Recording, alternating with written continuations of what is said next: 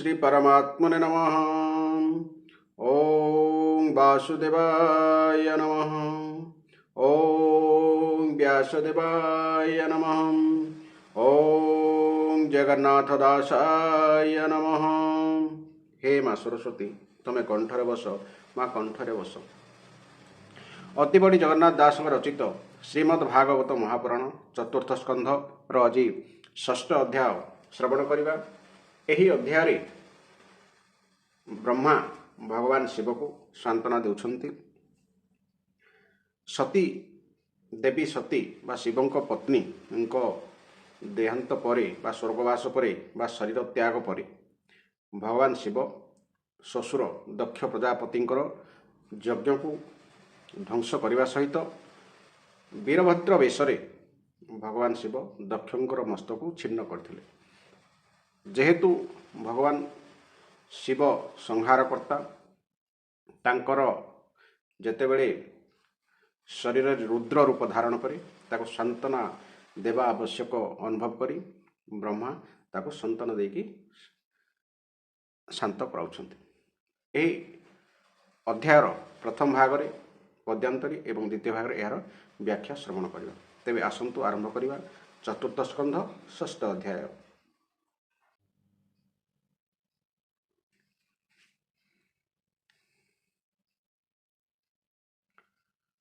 षष्ठे देवंको ब्रह्मा घेनी सांत्वना कले शूलपाणी। मैत्रेय उवाच रुद्रर देखि घोर रण भये भाजिले देवगण। शूलप टीस कुंतसर निस्त्रीक्ष गदा मुदगर। ए शस्त्र पड़ी सर्वंगे भय भाजिले दश दिगे। भयेश कले एक मेले मिलिले गगन मंडले।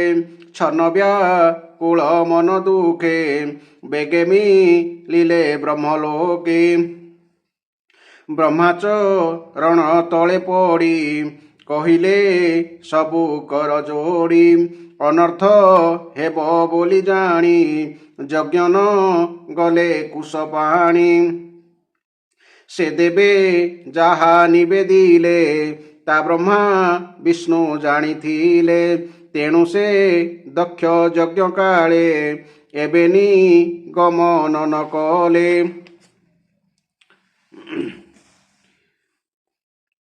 एबे देवंक मुख शुणी से ब्रह्मा कहे मंजुवाणी। यज्ञ भी नासी कोप भरे रुद्र जे गले निज पुरे। स्वभावे तेजे अप्रमित अंतेज गत करे ग्रस्त। ताहांक तेज बल तथ्य केयबा वर्णने समर्थ। ताहारे अपराध करी केयबा थिब देह धरी। एबेश कल देवे शुण के जाने ईश्वर प्रमाण। चालस कल सुर देवा एबे हो कैलास जीवा। रुद्र चरणे नमस्कार स्त्रोतेश तोष देवहर। ईश्वर चरण कमले शरण पश एक मेले। सेजेश कल भूतपति सर्वसंपद से दियंती। स्वभावे से हुआ सुतोष अवश्य होइबे संतोष। मोहर बल एबे कर अन्यथा नाही टी निस्तार। जे अंत काले अंडकोश निमिष मात्रे करे ग्रास। अंडकोश अर्थात ब्रह्मांड तार चरण न सेविले केबास संसारे थिब भले। दक्षर अपराध जोगे विशेषे पत्नीर विजोगे। स्वभावे तम गुण जोगे केबा मिलिब तार आगे। जारम हिमा विचारणे मोआदि सर्वदेवगणे। ए यज्ञ आदि जेते मुनि সঙ্গতে বেদ তত্ত্বঘেনি কে জানি পারিব প্রমাণ সে আত্মতন্ত্র ভগবান ଏବେ କଳ ଦେବେ ଯିବା ସେ ରୁଦ୍ର ଚରଣେ ପୂଜିବା ସ୍ତୁତି କରିବା ନାନା ମତେ ଯେମନ୍ତେ ଦୟା ବସେ ଚିତେ ଏମନ୍ତ କହି ପଦ୍ମଯୋନି ସଙ୍ଗେଶ କଳ ଦେବ ଘେନି ପ୍ରଜାପତିଏ ପିତୃତୁଲେ ସର୍ବେ ଚଳିଲେ ବ୍ରହ୍ମା ବୋଲେ ଈଶ୍ୱର ଦର୍ଶନ ଆସେ ମିଳିଲେ କୈଳାସ ଦେଶେ ଯେବନେ ବସେ ସଦାଶିବ ସେ ସ୍ଥାନ ଉପମା କେ ଦେବ ଜନ୍ମ ସଧି ତପ ମନ୍ତ୍ରେ যোগেশ সিদ যোগী যুথে যক্ষ কি নর বিদ্যাধরী গন্ধর্ব মুনি অপসরী সর্বে বসন্তি সিদ্ধ বনে তরুঙ্ক পুটে যোগ ধ্যানে অশেষ মণি রত্ন রেখে শৃঙ্গ রাজে গিরি শিখে দেহে রাজে নানা ধাতু অতি আনন্দ রূপ হেতু বিরাজে নানা গুড়মলতা কেতাব ননে সামরথা আনন্দে মনোহর স্থানে ক্রীড়ন্তি নানা পশুগণে অনেক কন্দর গম্ভীরা বহন্তি প্রস্রবণ ধারা রমণ তুলে নারীগণে রমন্তি সিদ্ধ স্ত্রী মানে রমণ কহিলে অর্থাৎ স্বামী ময়ূর কে কানাদ বাণী যেবনে মনোহর শুনি কোমল কণ্ঠে পক্ষী গণে নাদক রন্তি ঘোর বনে বসন্তি কল্প দ্রুম পন্তি কিয়বা পক্ষী কিডা কহନ୍ତି মতমা তঙ্গ ছলে চলে গর্জই ক্ষুদ্র নদী জলে মন্দার পারিজাত দ্রুম সরল কবি দারবন তমাল শাল তালবন আবর আসন অর্জুন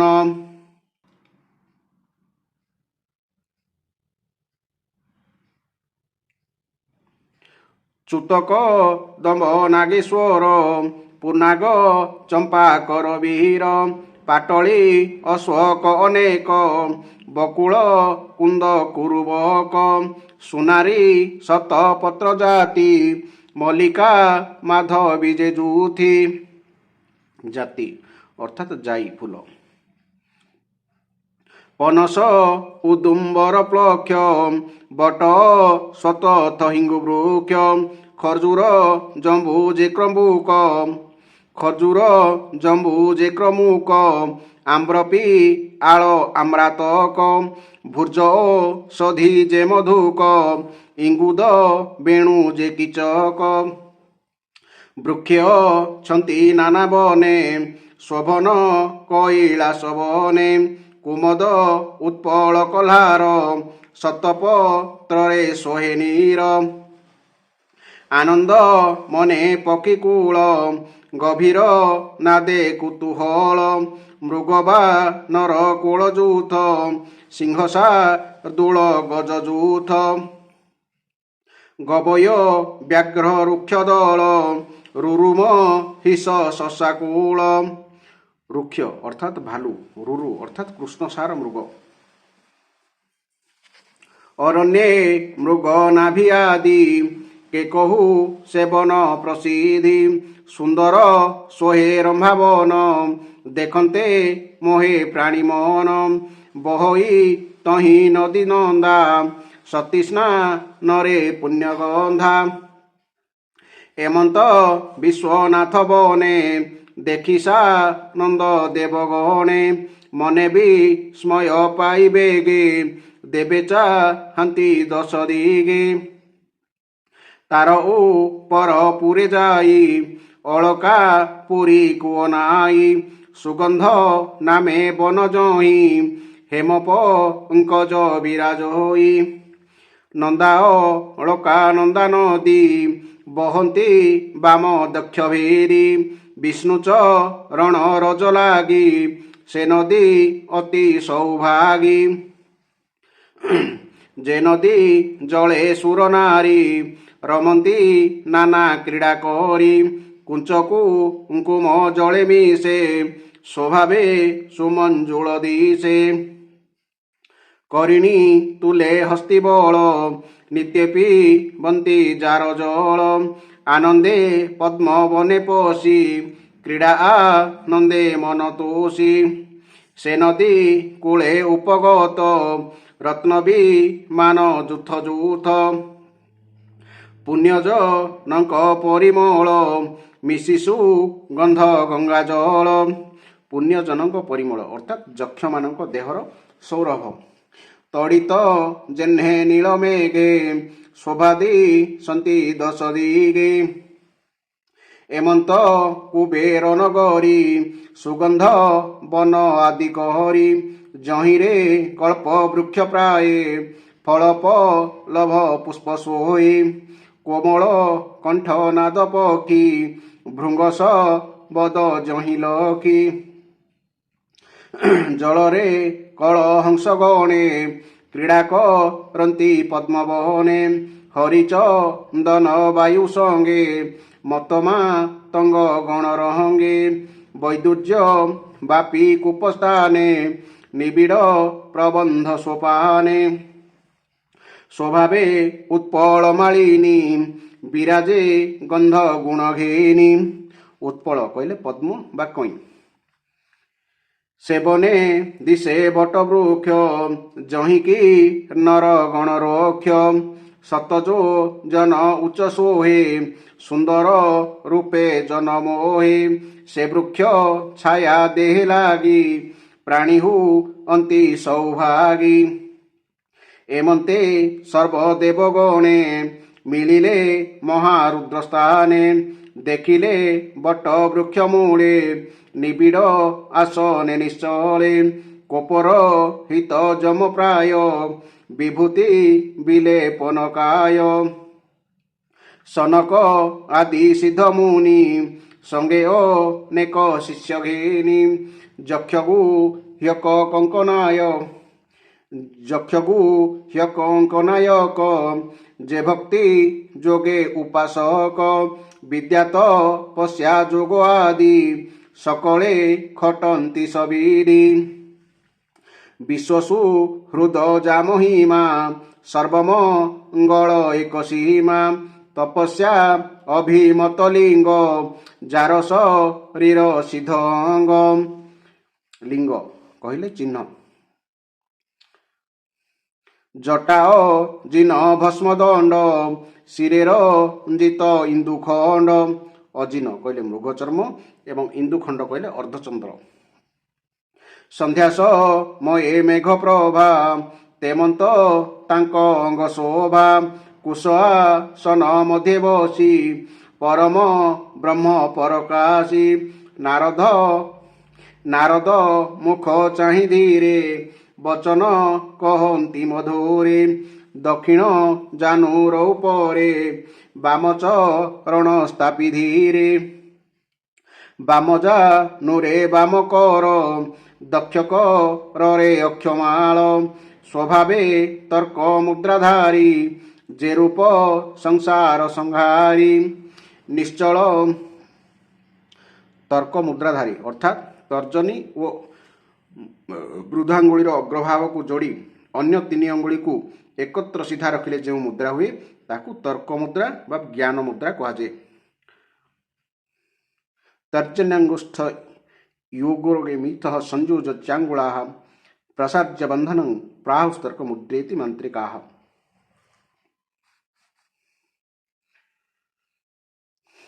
जे रूप संसार संहारी निश्चल समाधि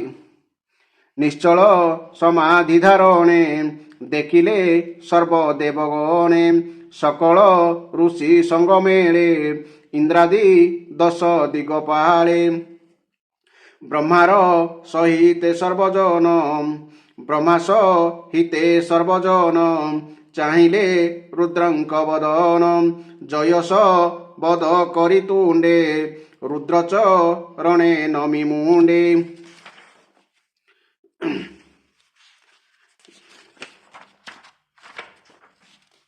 ଯେହର ମନୁଙ୍କର ମନୁ ଭକ୍ତଜନଙ୍କ କାମଧେନୁ ଜାଣିଲେ ସେ ନୀଳ ଲୋହିତ ବ୍ରହ୍ମା ଯେ ଚରଣେ ପତିତ ସେ ସୁର ଅସୁର ନାୟକ ଚରଣେ ନତ ସର୍ବଲୋକ ତା ଦେଖି ବ୍ୟଗ୍ର ହୋଇ ହର ନମିଲେ ବ୍ରହ୍ମାର ପୟର ଯେ ରୂପେ କଶ୍ୟପ ଚରଣ ବନ୍ଦନ କଲେ ସେ ବାମନ ନାରଦ ଆଦି ସିଦ୍ଧଗଣ ବନ୍ଦିଲେ ବ୍ରହ୍ମାର ଚରଣ ସ୍ୱଭାବେ ମନ୍ଦ ମନ୍ଦ ହସି ଅମୃତ ବାକ୍ୟେ ମନ ତୋଷି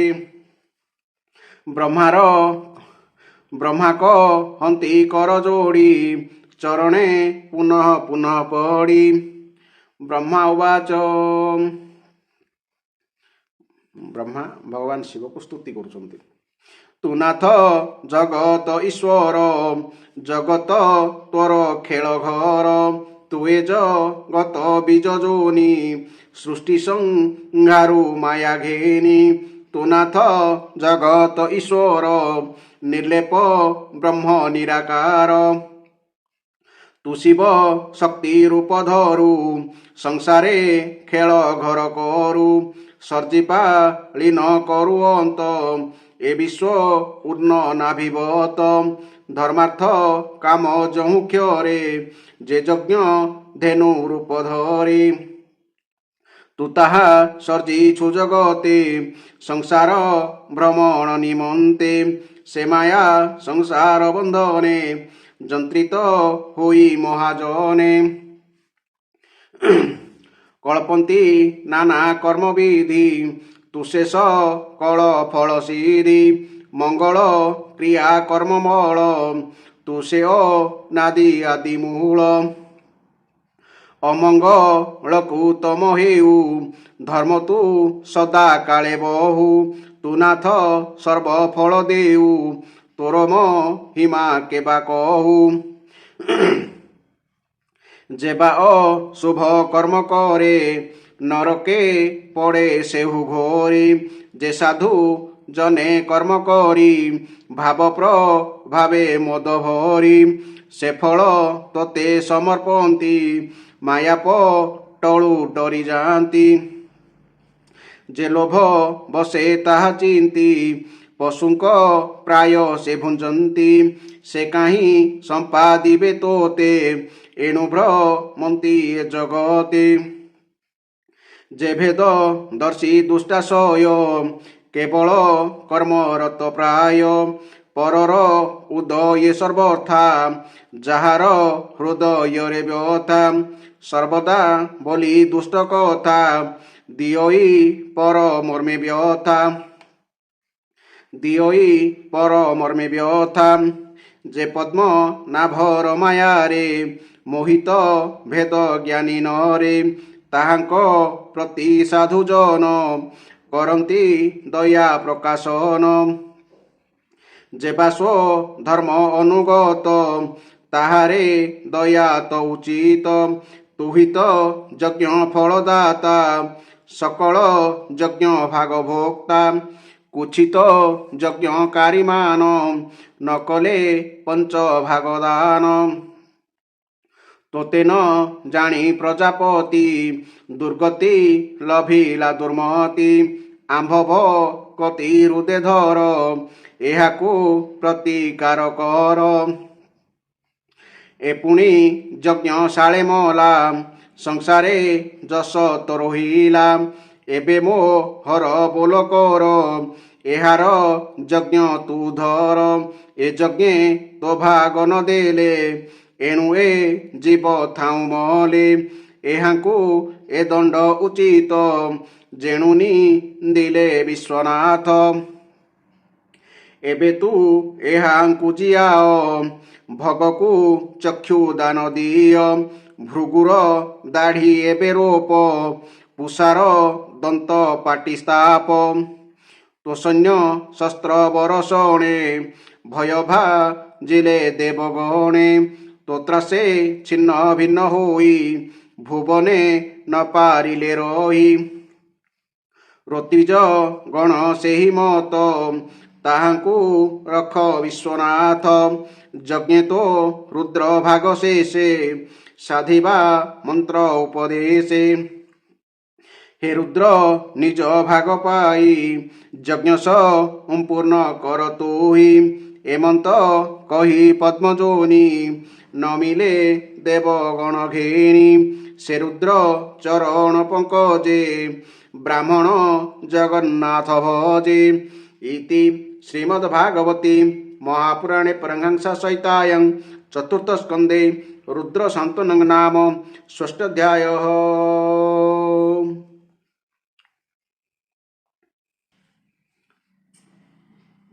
बर्तमान यही अध्याय आम व्याख्या श्रवण करवा।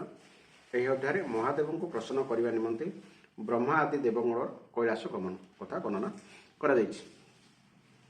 मुनिवर मैत्रेय कहले, हे विदुर, एपरि भावरे रुद्रंक सेवक माने समस्त देवता को परास्त कर एवं सेमानंक सबु अंग प्रत्यंग भूत प्रेतंक त्रिशूल पटिश खड्ग गदा परिघ और मुद्गर आदि आयुधरे छिन्न भिन्न हो सेमाने भीतस्त्रस्त होई ऋत्विज एवं सदस्य मानक सहित जाई ब्रह्मांक पाखरे पहुंची गले एवं तांको प्रणाम करी सकल वृत्तांत जणाइले। भगवान ब्रह्मा और सर्वांतजामी श्री नारायण प्रथमरु ही एसबु भावी उत्पात विषय जानिथिले, तेणु सेमाने दक्षक यज्ञ को जाई नथिले। भगवान अंतर्जामी कोठे कौन अवश्य निजे जानिछंती, सेथिपई तो भगवान जे जीवर गत आ आगत जानती बोली तांको हम भगवान कहू। तेणु सेमाने दक्षक यज्ञ को जाई नथिले। वर्तमान देवता मानक ठारू सब कथा सुनी ब्रह्मा कहले, हे देवगण, परम समर्थ तेजस्वी पुरुषक द्वारा किछि दोष होइगले मध्य ताहांक प्रति अपराध करिथिबा लोकर मंगल हुए नाही। पुणी तुमे मान तो यज्ञ भगवान शंकर को तांको प्राप्य भाग न दे विराट अपराध कल। तथापि गोटे उपाय कर, भगवान आशुतोष अति शीघ्र प्रसन्न हो जाती। तुमे माने शुद्ध हृदय जाई तांको पाद धरी तांको प्रसन्न कराओ बा क्षमा माग। दक्षक दुर्वचन रूपी बाण तो तांको हृदय को आगर विद्ध करथिला, ता उपरे पुणी तांकर प्रिया सतींकर वियोग घटीगला। तेणु तुमे माने जदि चाहुच से एही यज्ञ पुणी थरे आरंभ होई पूर्ण हेउ, तेबे प्रथमे तुरंत जाई निज अपराध पाई तांको क्षमा माग, नचेत ताहांक क्रोधरे लोकपाल मानक समेत समग्र भुवन ध्वंस होइजिवो। भगवान रुद्र हेउछंती परम स्वतंत्र, ताहांक तत्व और शक्ति सामर्थ्य विषय अन्य मानक कथा कौन कहबी। ऋषि मुनि देवता और यज्ञ स्वरूप देवराज इंद्र मध्य जानती नहीं, स्वयं मु भी जाने नहीं। एपरी अवस्था तांको शांत करने उपाय किए बा कहि पारिबो। देवता मानकु एहिपरि कहिबा परे ब्रह्मा सेमानंकु प्रजापति मानकु और पितृपुरुष मानकु साथी नहीं निज लोकरु बाहरी भगवान शंकरंकर प्रिय धाम पर्वत श्रेष्ठ कैलाश अभिमुखे चलीगले। कैलाश रे औषधि तप मंत्र तथा जोग आदि उपायर सिद्धि लाभ करिथिबा ओ जन्म सिद्ध होइथिबा देवता माने नित्य निवास करती। ताहा सर्वदा किन्नर गंधर्व और अप्सरा आदि मानक द्वारा पूर्ण होई रहे। कैलाशर शिखर हेउछि मणिमय, ताहा नाना प्रकार धातु हेतु रंग बेरंग देखा जाउथाय। ता उपरे अनेक प्रकार वृक्षलता और गुल्म पूर्ण होई रहिथाय। से सब भितरे दल दल वन्य पशु विचरण करुथांती। सेठारे निर्मल जलर बहु झरणा थाए। बहु संख्यक गहन कंदर और उच्च शिखर हेतु सही पर्वत प्रियतम सहित विहार करुवा सिद्ध पत्नी मानकर क्रीड़ास्थल में परिणत हो जाए। ताहार चतुर्दिग मयूर मानकर राब, मदांध, भ्रमर मानकर गुंजन, कोइली मानकर कुहुतान तथा अन्यान्य पक्षी मानकर कलरवरे सदा गुंजरित होते। सेठारे कल्पवृक्ष गुड़िक सेमानकर उच्च शाखा मानकु हलाई हलाई सते जेपरी पक्षी मानकु आस आस बोली डाकुथांती। सेठारे विराटकाय हाथी माने बुलुथारु सेमानकु देखि मने हेउथाय स्वयं कैलाश चलाबुला करुछि कि। सेठारे झरणा मानकर कळकळ ध्वनि शुणी लागुथाय स्वयं कैलाश ही कथाभाषा करुछि। मंदार ପାରିଜାତ, ସରଳ, ତମାଳ, ଶାଳ, ତାଳ, କବିଦାର,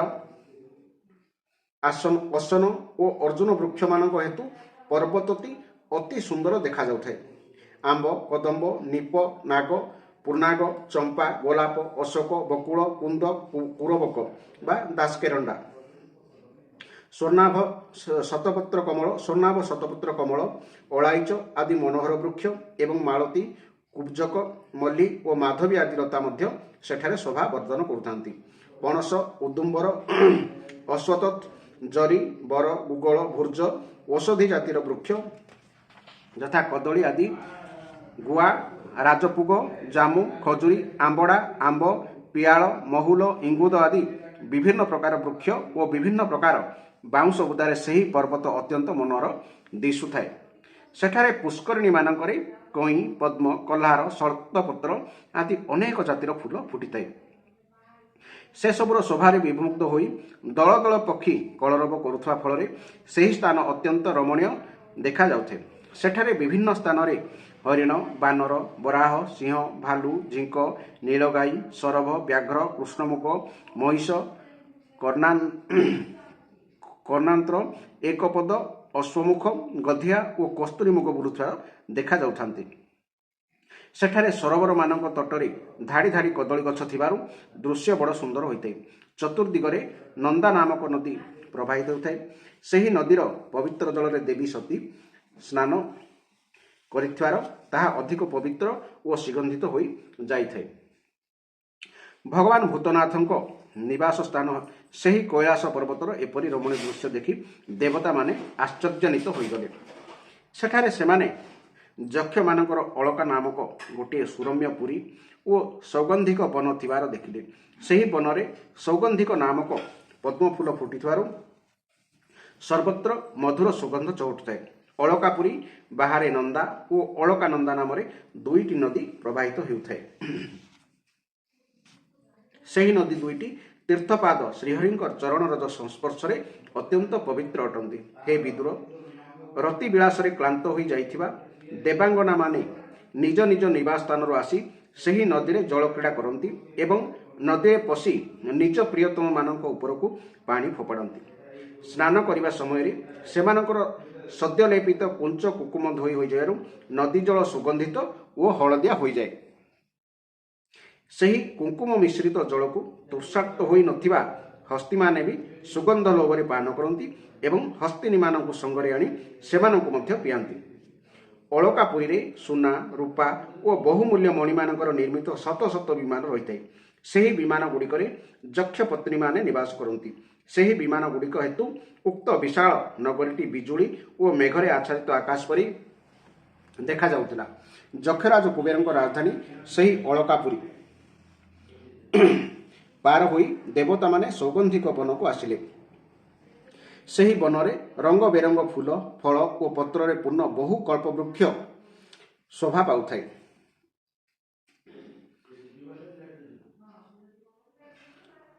ସେଠାରେ କୋକିଳ ଆଦି ପକ୍ଷୀମାନେ କଳରବ କରୁଥାନ୍ତି ଓ ଭ୍ରମରମାନେ ଗୁଣୁଗୁଣୁ ଗୁଞ୍ଜନ କରୁଥାନ୍ତି। ସେହି ବନରେ ରାଜହଂସମାନଙ୍କର ପରମପ୍ରିୟ ପଦ୍ମଫୁଲରେ ସୁଶୋଭିତ ଅନେକ ସରୋବର ଥାଏ। ସେଠାରେ ବଣୁଆ ହାତୀମାନେ ହରିଚନ୍ଦନ ଗଛରେ ଘଷି ହୋଇ ଚାଲିବା ଫଳରେ ସେହି ଗଛମାନଙ୍କୁ ଛୁଇଁ ଛୁଇଁ ପ୍ରବାହିତ ହେଉଥିବା ବାୟୁ ସୁଗନ୍ଧିତ ହେଉଥାଏ ଏବଂ ଉକ୍ତ ସୁଗନ୍ଧିତ ବାୟୁର ସ୍ପର୍ଶ ପାଇ ଯକ୍ଷପତ୍ନୀମାନଙ୍କର ମନ ବିଶେଷ ଭାବରେ ଚହଲି ଯାଉଥାଏ। ଇତିମଧ୍ୟରେ ସେମାନେ ବିଭିନ୍ନ ସ୍ଥାନରେ ଗୁଡ଼ିଏ ପୋଖରୀ ଦେଖିବାକୁ ପାଇଲେ। ସେସବୁର ପାହାଚ ସବୁ ବୈଦୁର୍ଯ୍ୟମଣିରେ ନିର୍ମିତ ହୋଇଥାଏ। ସେସବୁର ବହୁ ସଂଖ୍ୟାରେ ନୀଳକମଳ ଫୁଟିଥାଏ। ମନୋରଞ୍ଜନ ନିମନ୍ତେ ସେହିସବୁ ପୋଖରୀକୁ କିମ୍ ପୁରୁଷମାନେ ଆସିଥାନ୍ତି। ଏପରି ଭାବରେ ସେହି ବନର ଶୋଭା ଦେଖି ଦେଖି କିଛି ଦୂର ଯିବା ପରେ ଦେବତାମାନେ ଗୋଟିଏ ବରଗଛ ଦେଖିବାକୁ ପାଇଲେ। ସେହି ଗଛଟି ଥିଲା 100 ଯୋଜନ ଉଚ୍ଚ। ତାହାର ଶାଖା ପ୍ରଶାଖା ଗୁଡ଼ିକ ମଧ୍ୟ 75 ଯୋଜନ ପର୍ଯ୍ୟନ୍ତ ବ୍ୟାପି ଯାଇଥାନ୍ତି। ତାର ଚତୁର୍ଦିଗରେ ସବୁବେଳେ ସୁନ୍ଦର ଛାୟା ପଡ଼ିଥାଏ, ତେଣୁ ସେଠାରେ ଗ୍ରୀଷ୍ମ ଉତ୍ତାପ ବାଧେ ନାହିଁ। କିନ୍ତୁ ସେହି ଗଛରେ ଗୋଟିଏ ବି ଚଢ଼େଇ ବସା ନଥାଏ। ସେମାନେ ଦେଖିଲେ ମହାଯୋଗମୟ ମୁମୁକ୍ଷମାନଙ୍କର ଆଶ୍ରୟ ସ୍ୱରୂପ ସେହି ବରଗଛ ତଳେ ଭଗବାନ ଶଙ୍କର ବିରାଜମାନ ହୋଇଛନ୍ତି। ସେ ସାକ୍ଷାତ କ୍ରୋଧହୀନ କାଳ ପରି ଜଣାପଡ଼ୁଥାନ୍ତି। ଭଗବାନ ଭୂତନାଥଙ୍କ ଶ୍ରୀଅଙ୍ଗ ଅତ୍ୟନ୍ତ ଶାନ୍ତ ଦିଶୁଥାଏ। ସନନ୍ଦନ ଆଦି ଶାନ୍ତ ସିଦ୍ଧଗଣ ଏବଂ ତାହାଙ୍କର ସଖା ଯକ୍ଷ ରାକ୍ଷସମାନଙ୍କର ସ୍ୱାମୀ କୁବେର ତାହାଙ୍କର ସେବା କରୁଥାନ୍ତି। ଜଗତପତି ମହାଦେବ ହେଉଛନ୍ତି ସକଳ ସଂହାରର ସୁହୃଦ୍। ସେ ସ୍ନେହବଶତଃ ସମସ୍ତଙ୍କ କଲ୍ୟାଣ କରନ୍ତି ଏବଂ ଲୋକହିତ ନିମନ୍ତେ ହିଁ ଉପାସନା, ଚିତ୍ତର ଏକାଗ୍ରତା ଓ ସମାଧି ଆଦି ସାଧନା କରିଥାନ୍ତି। ସନ୍ଧ୍ୟାକାଳୀନ ମେଘ ପରି କାନ୍ତିଯୁକ୍ତ ଶରୀରରେ ସେ ତପସ୍ୱୀ ସୁଲଭ ଚିହ୍ନ ଯଥା ଭସ୍ମ, ଦଣ୍ଡ, ଜଟା ଓ ମୃଗଚର୍ମ ଏବଂ ମସ୍ତକରେ ଚନ୍ଦ୍ରକଳା ଧାରଣ କରିଥାନ୍ତି।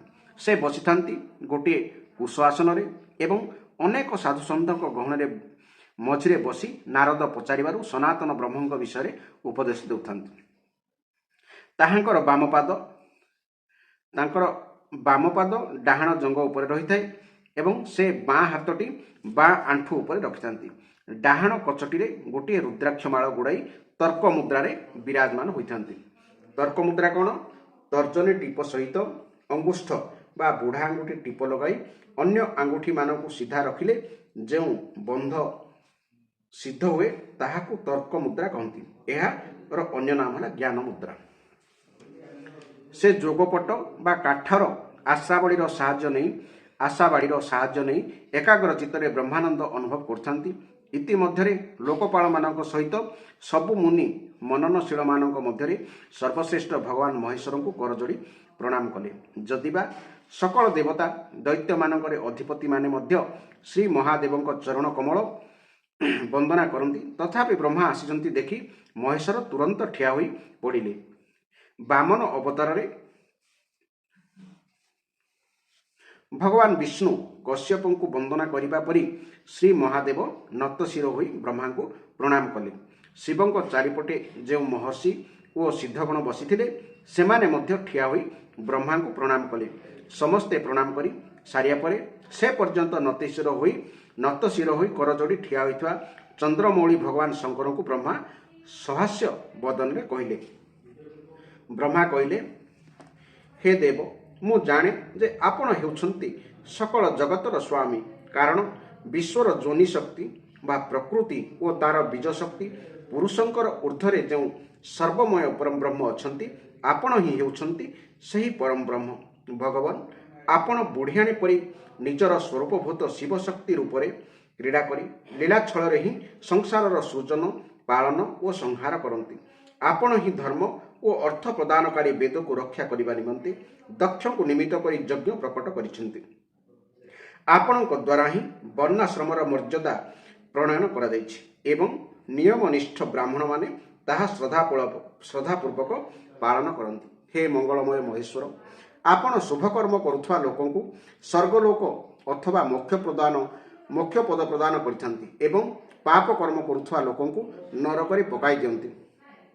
ତଥାପି କେତେକ ବ୍ୟକ୍ତିଙ୍କ କ୍ଷେତ୍ରରେ ଏହି କର୍ମଫଳ ବିପରୀତ ହୋଇ ଯାଉଛି କିପରି? ଯେଉଁ ମହାନୁଭବମାନେ ନିଜକୁ ଆପଣଙ୍କର ଚରଣରେ ସମର୍ପଣ କରିଦିଅନ୍ତି, ଯେଉଁମାନେ ସକଳ ପ୍ରାଣୀଙ୍କ ଭିତରେ ଆପଣଙ୍କୁ ହିଁ ଦର୍ଶନ କରନ୍ତି ଏବଂ ସମସ୍ତ ଜୀବକୁ ଅଭେଦ ଦୃଷ୍ଟିରେ ନିଜ ଆତ୍ମାରେ ହିଁ ଦେଖନ୍ତି, ସେମାନେ ପ୍ରାୟ ପଶୁ ପରି କ୍ରୋଧର ଅଧୀନ ହୋଇଯାଆନ୍ତି ନାହିଁ।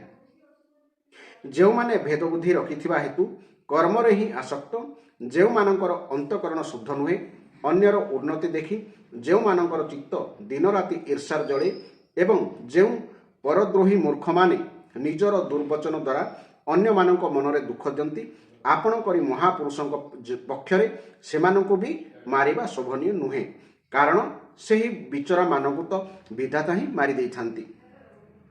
ହେ ଦେବ, ଭଗବାନ କମଳନାଭଙ୍କ ପ୍ରବଳ ମାୟାରେ ମୋହିତ ହୋଇଯିବାରୁ ଯଦି କୌଣସି ଲୋକର କୌଣସି ସ୍ଥାନରେ ଭେଦବୁଦ୍ଧି ଜାତ ହୋଇଯାଏ, ସେହି କ୍ଷେତ୍ରରେ ବି ସାଧୁପୁରୁଷ ନିଜର ପରଦୁଃଖ କାତର ସ୍ୱଭାବ ହେତୁ ସେପରି ଲୋକଙ୍କୁ କୃପା କରିଥାନ୍ତି।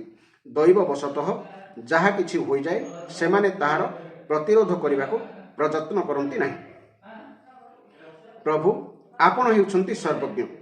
ପରମ ପୁରୁଷ ଭଗବାନଙ୍କର ଦୁସ୍ତର ମାୟା ଆପଣଙ୍କ ବୁଦ୍ଧିକୁ ସ୍ପର୍ଶ ମଧ୍ୟ କରିପାରେ ନାହିଁ। ତେଣୁ ଯେଉଁମାନଙ୍କର ଚିତ୍ତ ମାୟାର ବଶବର୍ତ୍ତୀ ହୋଇ କର୍ମ ମାର୍ଗରେ ଆସକ୍ତ ହୋଇଯାଇଛି, ସେମାନଙ୍କ ଦ୍ୱାରା କିଛି ଅପରାଧ ହୋଇଗଲେ ମଧ୍ୟ ସେମାନଙ୍କ ଉପରେ ଆପଣଙ୍କ କୃପା ଦୃଷ୍ଟି ହିଁ ପଡ଼ିବା ଆବଶ୍ୟକ। ଭଗବାନ, ଆପଣ ହେଉଛନ୍ତି ସମସ୍ତଙ୍କର ମୂଳ। ଆପଣ ହିଁ ସବୁ ଯଜ୍ଞ ପୂର୍ଣ୍ଣ କରିବାର ପ୍ରଭୁ। ଯଜ୍ଞ ଭାଗ ପାଇବାରେ ମଧ୍ୟ ଆପଣଙ୍କର ପୂର୍ଣ୍ଣ ଅଧିକାର ରହିଛି। ତଥାପି ଏହି ଦକ୍ଷ ଯଜ୍ଞରେ ବୁଦ୍ଧିହୀନ ଯାଜକମାନେ ଆପଣଙ୍କୁ ଯଜ୍ଞ ଭାଗ ଦେଲେ ନାହିଁ, ତେଣୁ ସେହି ଯଜ୍ଞ ବିଧ୍ୱସ୍ତ ହୋଇଗଲା। ବର୍ତ୍ତମାନ ଆପଣ ସେହି ଅପୂର୍ଣ୍ଣ ଯଜ୍ଞକୁ ପୂର୍ଣ୍ଣ କରିବା ନିମନ୍ତେ କୃପା କରନ୍ତୁ।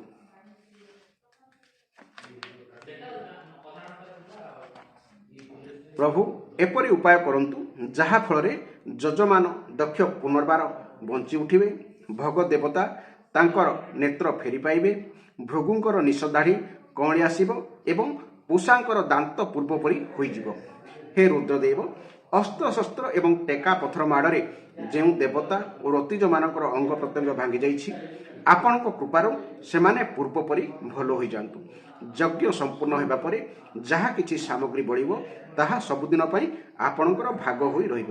ହେ ଯଜ୍ଞ ବିଧ୍ୱଂସକ, ଆପଣଙ୍କୁ ଭାଗ ଦେଇ ସେହି ଯଜ୍ଞ ପୂର୍ଣ୍ଣ ହୋଇଯାଉ। ଏହି ଥିଲା ବ୍ରହ୍ମାଙ୍କର ସ୍ତୁତି ଭଗବାନ ଶିବଙ୍କ ପାଖରେ। ବ୍ରହ୍ମା ଯେତେବେଳେ ଆସିଲେ ସେତେବେଳେ ଭଗବାନ ଶିବ ତାଙ୍କୁ ନତମସ୍ତକ ହୋଇ ସମ୍ମାନ ଜଣାଇଥିଲେ। ଅର୍ଥାତ୍ ବ୍ରହ୍ମା ସୃଷ୍ଟିକର୍ତ୍ତା, ଶିବ ସଂହାରକର୍ତ୍ତା ଏବଂ ଭଗବାନ ବିଷ୍ଣୁ ହେଲେ ଏ ସଂସାରର ପାଳନକର୍ତ୍ତା। ଯେତେବେଳେ ସୃଷ୍ଟି ସଂହାର ହୋଇଯାଏ, ସୃଷ୍ଟି ସଂହାର ହେବାର ବହୁତ ବର୍ଷ ପରେ ପୁଣି ସୃଷ୍ଟି ତିଆରି ହୁଏ। ବର୍ତ୍ତମାନ ଏଇ ଯେଉଁ ଆପଣମାନେ କଳିଯୁଗରେ ଅଛନ୍ତି, ଏହା ଏଥିପୂର୍ବରୁ 27 ଥର ପୃଥିବୀ ଧ୍ୱଂସ ହୋଇସାରିକି ବର୍ତ୍ତମାନ 28ତମ କଳିଯୁଗ ଅର୍ଥାତ୍ 28ତମ ଯୁଗ ଚାଲିଛି।